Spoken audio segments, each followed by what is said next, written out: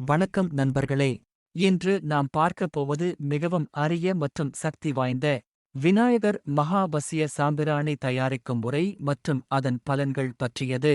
இந்த சாம்பிராணி விநாயகர் உபாசனை செய்பவர்களுக்கு மிகுந்த ஆகர்ஷண சக்தி தரும் என்று ஆன்மீகத்தில் கூறப்படுகிறது. மூலிகைகள் சேகரிக்கும் நாள் ஞாயிற்றுக்கிழமை வரும் அமாவாசை அல்லது பூர்ணமி அல்லது தேய்பிறை சதுர்த்தி. இந்த நாளில் காப்பு கட்டும் முறையில் மூலிகைகளை எடுக்க வேண்டும். எலுமிச்சை பலி கொடுத்தால் போதும். வசதி உள்ளவர்கள் படையல் வைத்துக் கொள்ளலாம். முக்கிய மூலிகைகள்: வெள்ளெருக்கு செடி, வேப்ப மரவேர், வில்வ செடி, அருகம்புல், மஞ்சள் செடி, மல்லிகை செடி, நெல்லி செடி, ஊமுத்தை செடி, விஷ்ணுகிரந்தி, குண்டமணி வகைகள் மற்றும் பல புனித மூலிகைகள். இவை அனைத்தையும் நிழலில் காய வைத்து சேகரிக்க வேண்டும்.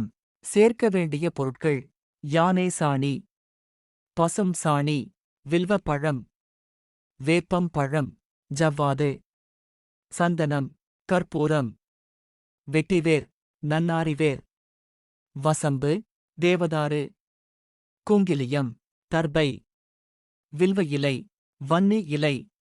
இவற்றை எல்லாம் பவுடராக அரைத்து பால் சாம்பிராணி சேர்த்து கலக்க வேண்டும். இதுவே விநாயகர் மகாவசிய சாம்பிராணி. எப்படி பயன்படுத்துவது? விநாயகர் உபாசனை செய்யும் இடத்தில் மந்திர ஜெபம் செய்யும் போது இந்த சாம்பிராணி தூபம் போட வேண்டும்.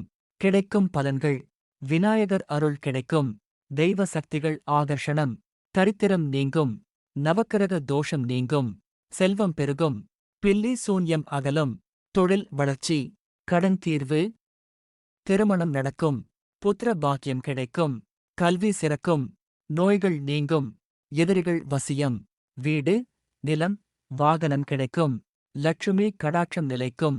இந்த விநாயகர் மகாவசிய சாம்பிராணி சரியான முறையில் செய்து விநாயகர் மந்திரம் ஜெபித்து பயன்படுத்தினால் வாழ்க்கையில் நல்ல மாற்றங்கள் ஏற்படும்.